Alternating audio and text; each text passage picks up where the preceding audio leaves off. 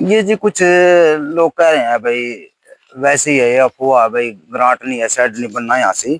तो इसके विषय में मैं आपको एक दो लाइन बताऊंगा। ये श्री राधा कृष्ण गौशाला सेवा समिति बरसत रजिस्टर्ड नंबर 115 है जिसका ये आयोग से रजिस्टर्ड नहीं है, ये डिस्ट्रिक्ट करनाल से ही रजिस्टर्ड है।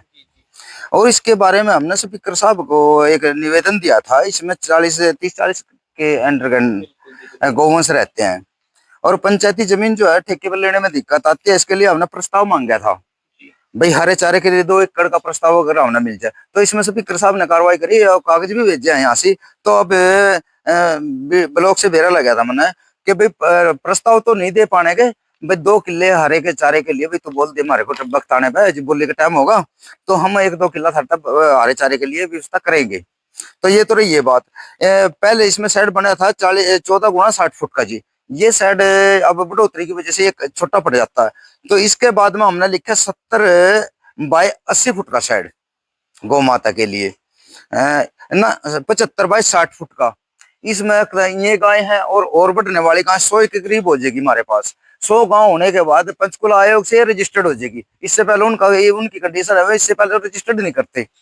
अच्छा जी, ये साइड और ब्लॉक इंट, ये जो साइड 75 x 60 फुट का साइड बनाना था, इसके अंदर ब्लॉक इंट द्वारा ये फर्श नीचे लगना था। और ये 190 फुट की बाउंड्री थी इसकी, 100 ये बड़ा करने की बजाय छोटी पड़ गई थी। इसमें हमने स्पीकर साहब को बोला था कि भाई 4-4 फुट ये बाउंड्री है ना, थोड़ी ऊंची कर रह जाए क्योंकि जमुना के बॉर्डर के पास ये गौशाला है, कल को किसी प्रकार की कोई परेशानी ना आए।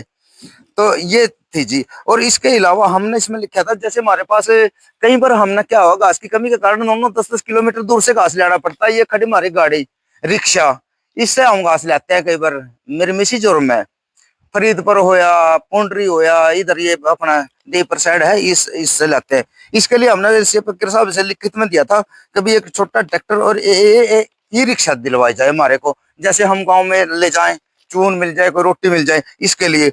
चलो जैसे उनकी समझ, सरकार है एकदम तो सारी व्यवस्था इकल्ली गौशाला के लिए दूसरी भी गौशाला देखनी होती है, चलो उनके लिए कोई बात नहीं है। आज तक जो भी व्यवस्था करी है हमारे स्पीकर साहब ने, विधायक जी ने ही करी। बाउंड्री बनवाई उसी ने बनवाई, स्पीकर साहब ने, विधायक पद पे थे उस टाइम। ये बाउंड्री करवाई थी, ये तूड़े का शेड बनवाया था जी उन्होंने। इसका 8 लाख का ग्रांट टोटल आया था। उसके बाद इसका 6 लाख का ग्रांट आया जी। ये परली साइड में पछुआ में साइड बना हुआ है, ये इसका 6 लाख का ग्रांट आया था। उसके बाद कार्रवाई ये है जो आपके नोटिस में हमने दी है, ये भी कार्रवाई बहुत अच्छे से। इसमें भी मेरे को पता लगा कल ब्लॉक से कोई दूसरा आदमी इंटरफेयर कर गया इसमें कि भाई वहां से विशेषकर साइड की जरूरत नहीं, हमारे को एम्बुलेंस दे जाए।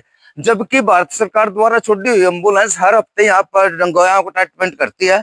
और कल 12:30 के आसपास में एम्बुलेंस आई और 1:05 पर मैं यहाँ से फारिग हुए, गाया माता का ट्रीटमेंट करे है। इससे अलग अगर वो किसी दूसरी गौशाला में है, उनकी भी मजबूरी है, ज्यादा दूरी गौशाला में किसी में हो तो उनकी मजबूरी है, तो वो बोल देते हैं भाई इतना हमारे को समय लगता है, अगर आपको ज्यादा इमरजेंसी है तो कोई और व्यवस्था करो। तो इसके लिए हमारे पास सरकारी डॉक्टर, राजकीय पशु चिकित्सालय में जो सरकारी डॉक्टर है तो तुरंत सेवा देता है गौशाला में।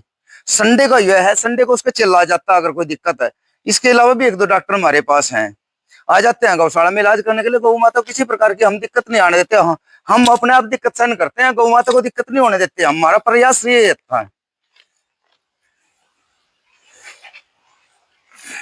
ये आप अपना नोटिस है जो कल हमने स्पीकर साहब जी को दे रखा था, बकायदा रिटर्न में दे रखा है। इसके अलावा ये बस ये मांगो, यही तक है। ठीक है।